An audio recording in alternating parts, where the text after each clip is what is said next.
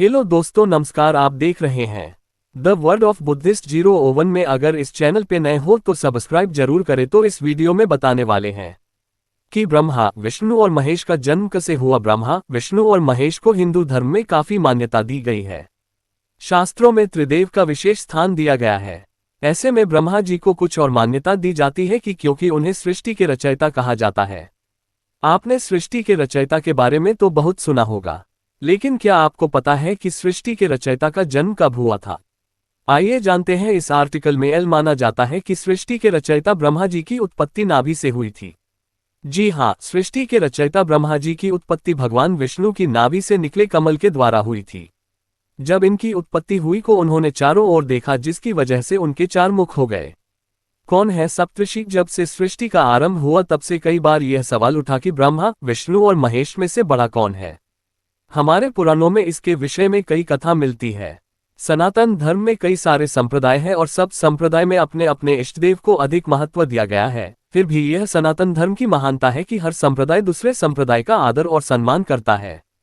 इतिहास में ऐसी कोई भी घटना का जिक्र नहीं जहां एक संप्रदाय का किसी दूसरे संप्रदाय के साथ संघर्ष हुआ हो। हमारे पुराणों में ईश्वर की प्रधानता के विषय में दो कथा मिलती है।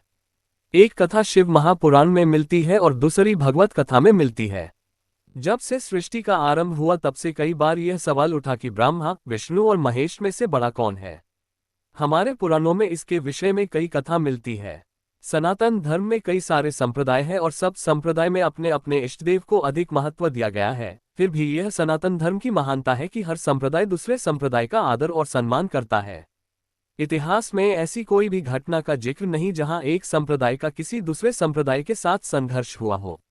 हमारे पुराणों में ईश्वर की प्रधानता के विषय में दो कथा मिलती है।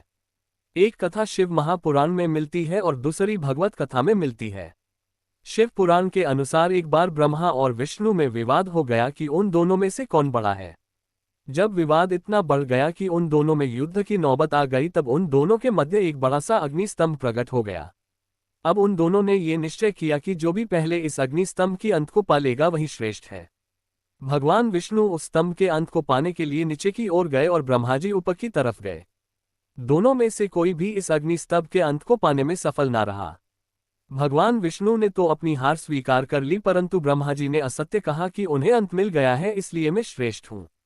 ब्रह्मा जी के मुख से असत्य सुनकर उस अग्निस्तंभ में से शिवजी प्रकट हुए और उन्होंने ब्रह्मा जी के 5 मुख में से जो मुख असत्य बोला था उसे काट दिया और यह श्राप दिया कि संसार में उनकी पूजा नहीं होगी।